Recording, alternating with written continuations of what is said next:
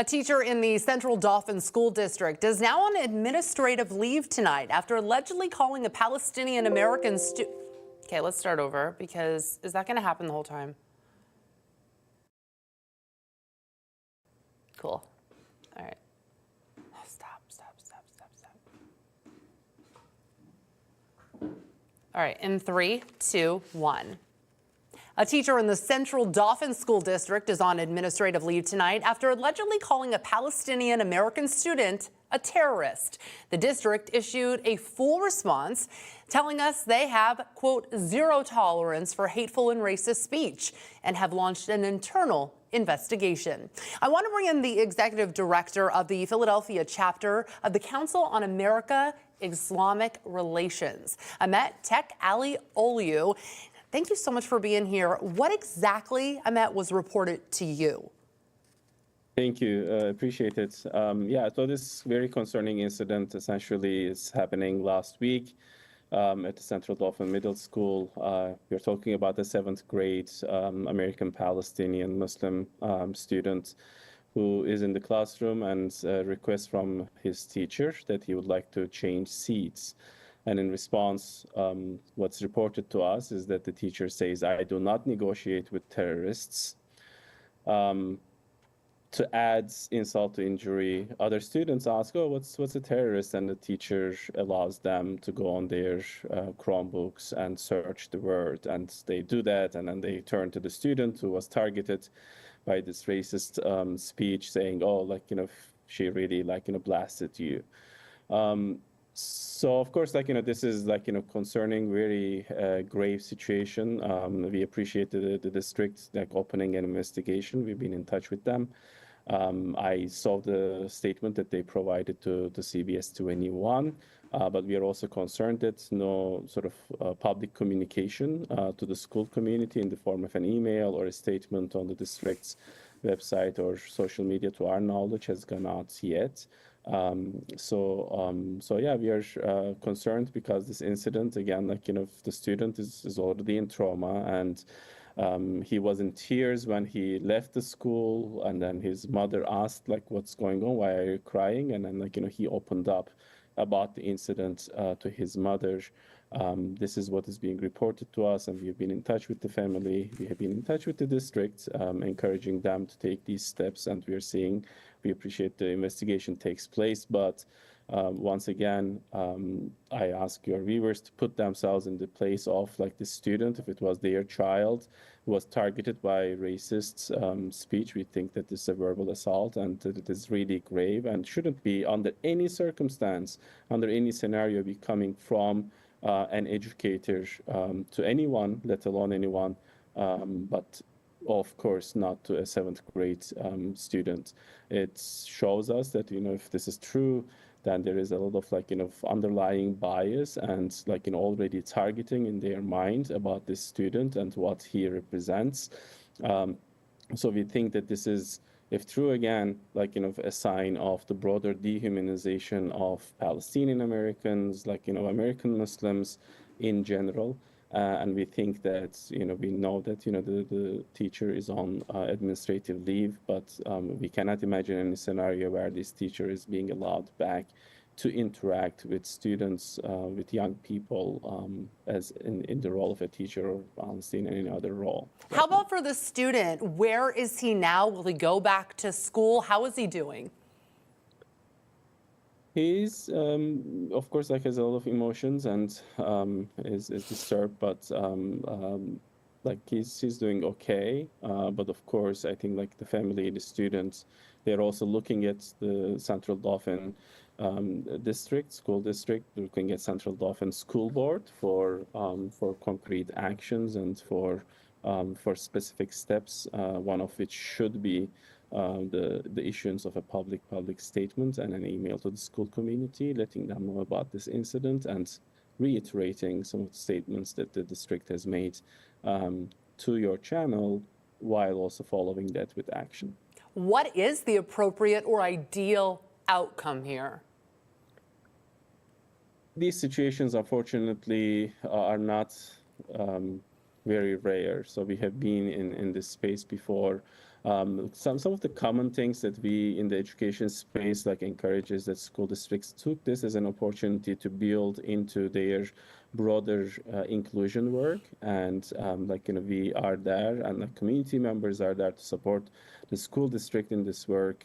We provide inclusion and inclusivity and accommodation like workshops for teachers, for school like staff in general, and we've had very beneficial outcomes from some of these sessions, including in central Pennsylvania as well as other places in the state. I think that starts a communication and a conversation, and that we lean in on this discomfort that situations like this create, but use it as an opportunity to create positive change, and that change, of course, benefits everyone in the school district. Have you dealt with the Central Dauphin School District before? In our specific situations, even though we had heard about some concerns, again, like name calling and as such do happen in these schools, including the same family whose child has been targeted had some incidents, and they have carried that to the district, had conversations, but we as an organization were not involved in those. But this is such a grave situation that not only us, but other organizations, Harrisburg Palestine Coalition, many interfaith allies, and including some of the other state agencies have reached out to us saying that they are ready to assist. So that includes Pennsylvania Human Relations Commission, where a complaint has been filed.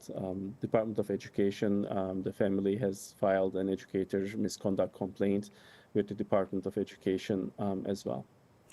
And back to the specifics, what can you tell us specifically about what happened that day? When it happened, where it happened, what kind of teacher this was? It was an after-school program, right?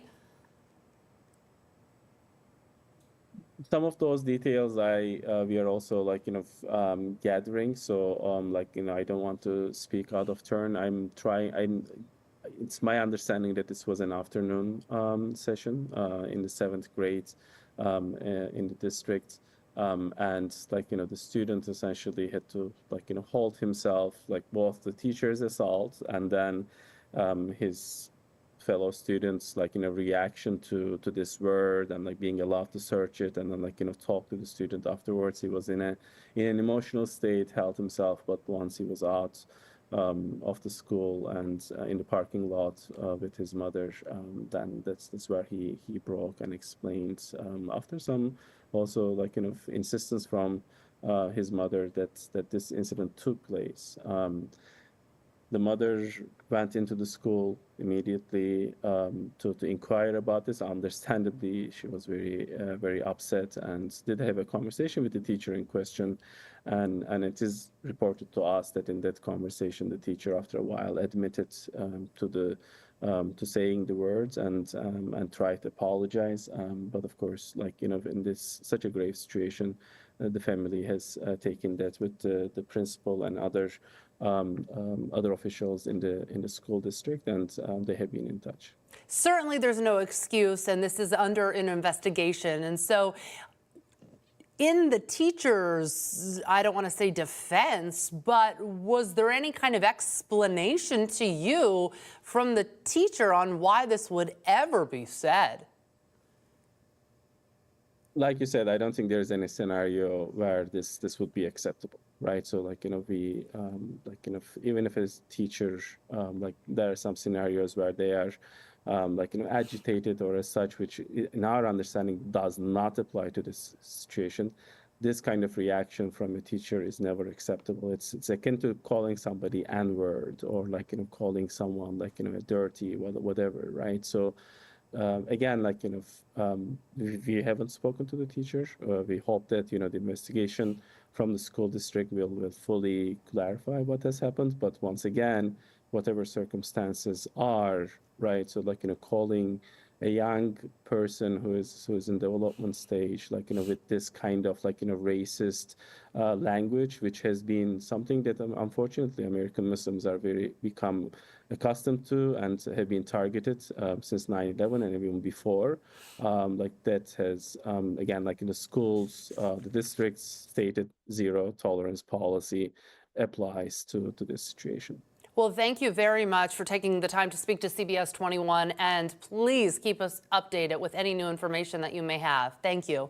Absolutely. Thank you so much for reporting on this. That we might be putting together a press conference before the school board meeting on Monday. And there are community members who are going to share their opinions, their emotions, their reactions, both at that press conference and during the school board meeting. So the press conference will be where and when? The press conference will be at the middle school, where the school board meeting is going to take place on Monday. The school board meeting will be at 7 o'clock. We are thinking of doing a press conference starting at 6 p.m. This is going to be at Lingston Middle School, where the school board meeting is going to take place. Okay. And you're holding it? You're holding this? We're holding it together with some of our allies on the ground. We are finalizing, and Okay. We'll be there. Thank you. Thank you. Thank you. Appreciate it. Have a good afternoon.